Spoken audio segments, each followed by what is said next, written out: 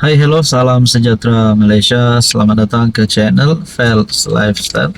Terima kasih kerana terus setia dan terus bersama di dalam channel ini. Saudara-saudara, ada satu pertanyaan, ada satu persoalan yang paling utama untuk rakyat Malaysia hari ini.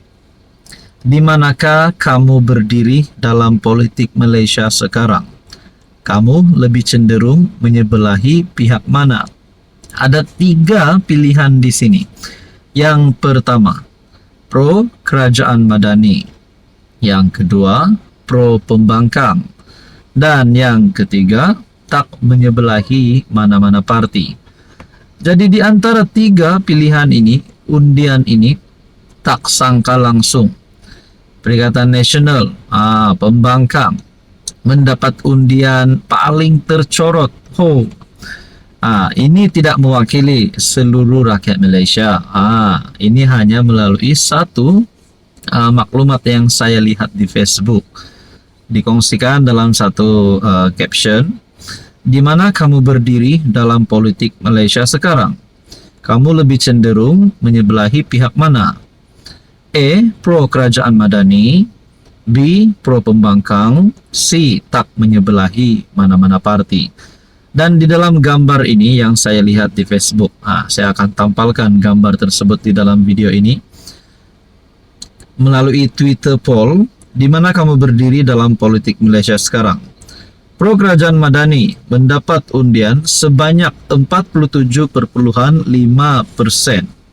manakala undian kedua tertinggi adalah 46,9%. Tak menyebelahi mana-mana parti. Dan undian paling tercorot melalui survei daripada channel ataupun melalui poll ini, yaitu pro pembangkang, hanya 5,6% sahaja, geng. Jadi di dalam pilihan pro kerajaan Madani terdapat gambar Anwar Ibrahim dan Zahid Hamidi, manakala bagi pilihan pro pembangkang pula terdapat gambar Hadi Awang, Tun Mahathir, Muhyiddin, dan seorang lagi rasanya Syed Saddiq rasanya di dalam gambar ini. Jadi saudara-saudara, ini tidak mewakili seluruh Malaysia khususnya. Tetapi mungkinkah perkara ini akan menjadi satu kenyataan? Adakah dengan kemenangan undian untuk pro kerajaan Madani, ataupun kita lebih exact kata pro Anwar, dengan ini, melalui undian ini saja, kemenangan baru untuk Anwar Ibrahim. Jadi maksudnya selamat tinggallah pembangkang dan Perikatan Nasional. Berkaitan dengan ini, apa komen Anda? Halo semua, salam sejahtera Malaysia. Selamat datang ke channel Fels Lifestyle.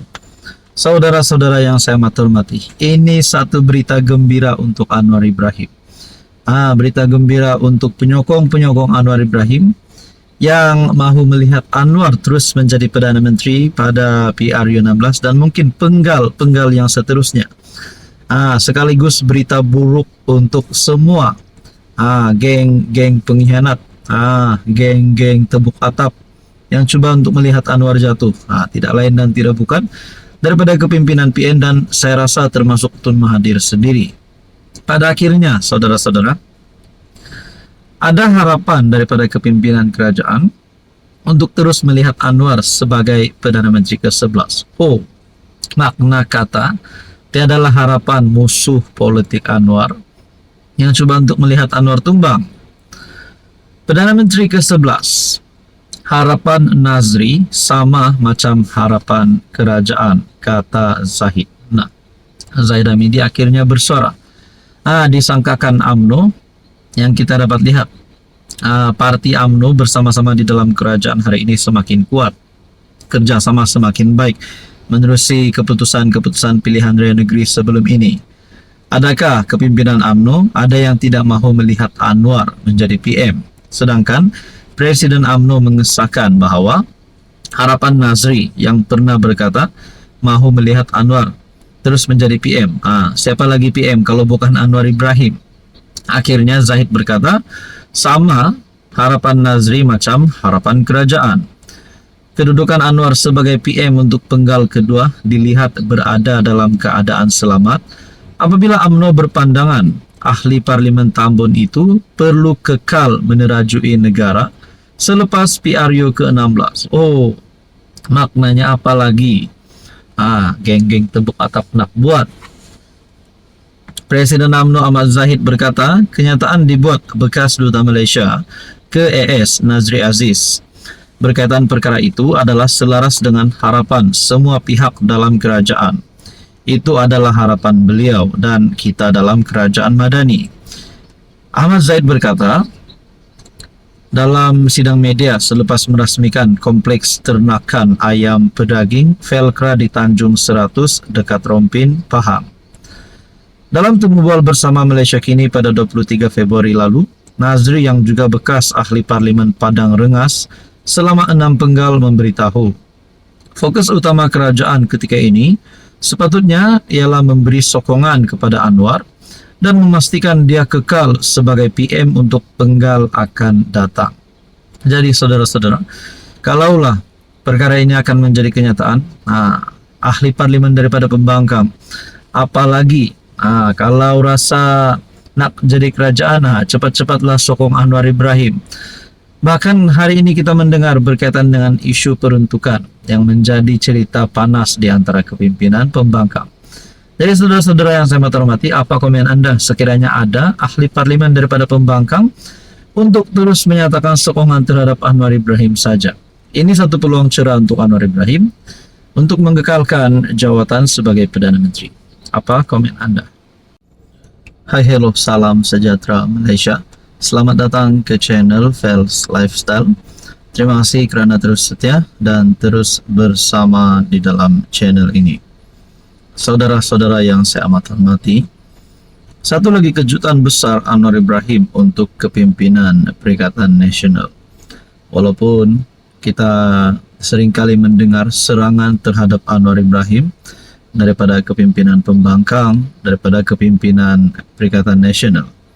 Akhirnya Anwar Ibrahim pula dalam satu berita yang saya lihat, yang saya ambil daripada Harapan Daily bertarikh 25 Februari, PM tapau nama 4 geng PN, isu akta PSB. Nah, satu lagi pendedahan baru, satu lagi maklumat daripada Anwar Ibrahim yang pasti mengejutkan penyokong Perikatan Nasional.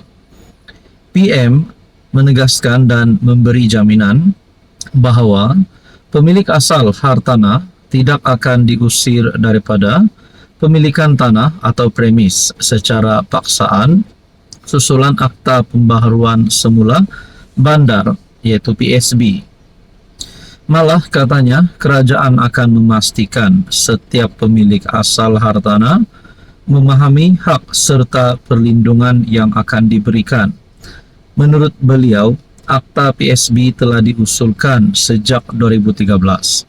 Sebelum proses pengumpulan data dimulakan pada 2015, maka tidak timbul soal gopoh untuk melaksanakan akta berkenaan. Soal gopoh itu saya tak faham kenapa dibangkitkan. Untuk maklumat semua, pada 2020, bekas Menteri Wilayah Tan Sri Anwar Musa menerajui program pembaharuan ini, terutama rumah pangsa berusia lebih 40 tahun. Pada 2021, Menteri Perumahan Datuk Zuraida Kamarudin memulakan penggubalan RUU PSB 22 Mac 2022. Menteri Perumahan dan Kerajaan Tempatan Datuk Seri Rizal Merican meneruskan dan menegaskan prinsip sama. YB Arau Datuk Seri Syahidan Kasim pada September 2022 malah memaklumkan DBKL telah mengenal pasti 30 kawasan untuk pembaharuan semula, katanya, di Dewan Rakyat. Pada masa sama, Anwar berkata, tidak timbul langsung isu kerajaan ingin mengganggu tanah rizab Melayu. Sebaliknya, inilah cara tolong orang Melayu. Saya tak sanggup lihat kawasan Daif. Tak timbul soal tanah rizab Melayu. Kalau betul nak tolong Melayu, ini caranya. Maknanya kita guna seluruh dana untuk bangunkan penempatan mereka. Jadi saudara-saudara, akhirnya Anwar Ibrahim mendedahkan Perdana Menteri tapau nama 4 geng PN isu Akta PSB. Apa komen Anda?